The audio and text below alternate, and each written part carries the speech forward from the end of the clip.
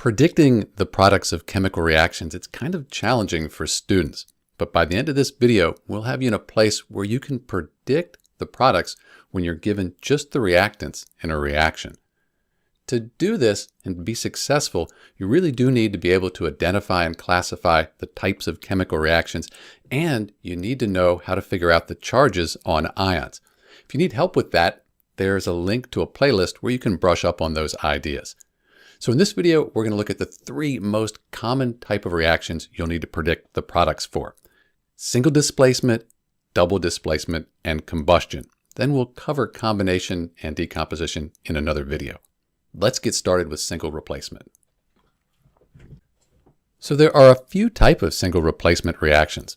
For example, you could have iron here as a solid, and then copper 2 sulfate is aqueous. So we have two metals. The iron, that'll replace the copper. So the copper is over here by itself, and the copper, that's going to be a solid.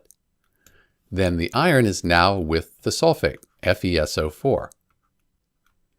And since this is soluble, it's going to be aqueous. So that's the first type of single replacement, and we could predict it because we know the type of reaction.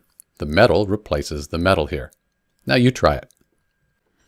Predict the products for zinc solid metal plus copper 2 chloride, which is aqueous. The solid metal, that replaces the copper, and now the copper is a solid, and the zinc goes with the chlorine.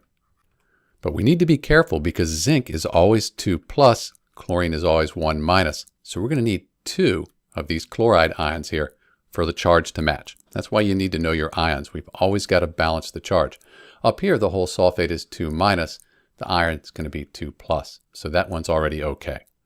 All right, let's look at another type of single replacement reaction. Sometimes you'll be given the solid metal. That's always a good sign it's going to be a replacement reaction, or might be. And we have HCl, hydrochloric acid, so a metal plus an acid. So here we have our metal by itself. It's always a hint we might have single replacement, and then we have hydrochloric acid.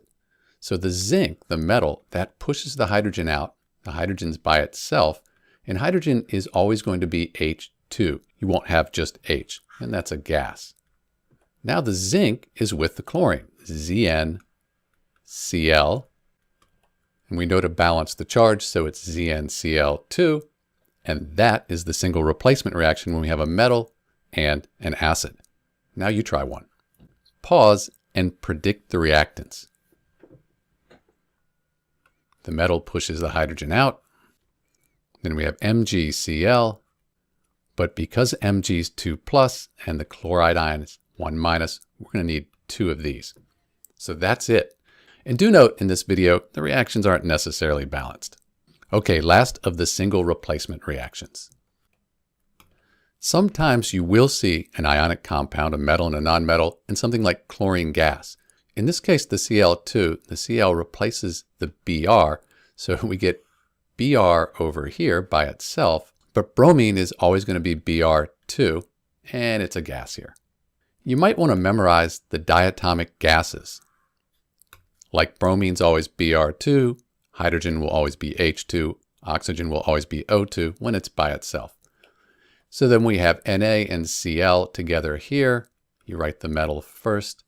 And that's the last one we're going to look at here. Let's take a look at double displacement reactions now. There are two main types of double displacement reactions. The first, we're going to look at precipitation reactions. So here, the metals, they switch places. So the Pb is with the I, and the K goes with the NO3. In this case, we'll have PbI2 and the KNO3, that's fine. But the problem here is, what states do we have? So we need to know the solubility, and you can look this up on a solubility table. So you can find a video on how to figure out the solubility for compounds in the playlist that I've linked to. It turns out that nitrates are very soluble. So this is going to be aqueous. It's going to stay dissolved. But lead compounds often are insoluble. They don't dissolve. And PbI2, lead 2 iodide, that's a solid. And because it's a solid, it falls to the bottom of the test tube or the beaker. That's our precipitate. So that's a double displacement reaction. It's a precipitation reaction. We have a solid that's formed. Now you try one. pause and predict the products here, and then we'll talk about the solubility afterwards. So the metals, they switch places here. We have NaSO4, and since we have a 2- here, and this is 1+, we'll need Na2SO4 and CuOH. And this will be CuOH2. So the charge is balanced. So let's look at the states. Compounds with sodium, very soluble. This is going to be aqueous. Then in general, hydroxides are slightly soluble or insoluble. So that copper-2 hydroxide, that's the solid, and that is our precipitate. So that's how you tell. So that's the precipitation reactions. Let's take a look at another type of double displacement, neutralization reactions. In these acid-base or neutralization reactions, the acid plus the base gives you a salt plus water. And here's why. So the hydrogen and the sodium, they switch places. So we have HOH, and that's just H2O. And we know that's a liquid. Then the Na and the Cl, they go together, NaCl. We put the metal first. And sodium compounds we said are soluble, so that's going to be aqueous. And that's how you predict an acid-base neutralization reaction here. Acids in general begin with H, and bases end in OH as long as they're bonded to a metal. Okay, now pause and you try one. Predict the products for nitric acid and calcium hydroxide. So the H and the Ca are going to switch places. So the H goes with the OH, which we know is H2O, and the Ca goes with the NO3.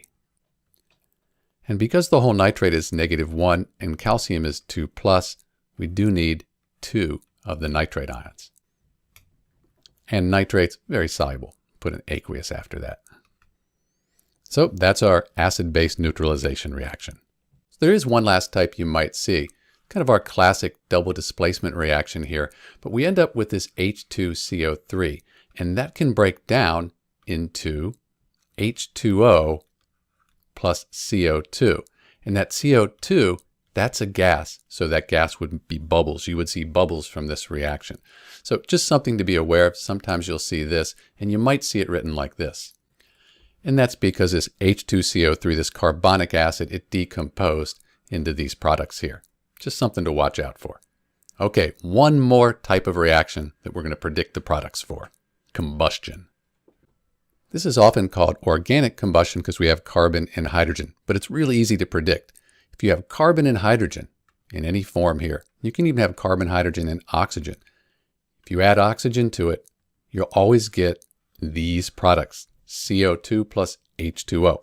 So if you see carbon, hydrogen plus oxygen, these are the products. Very easy to predict.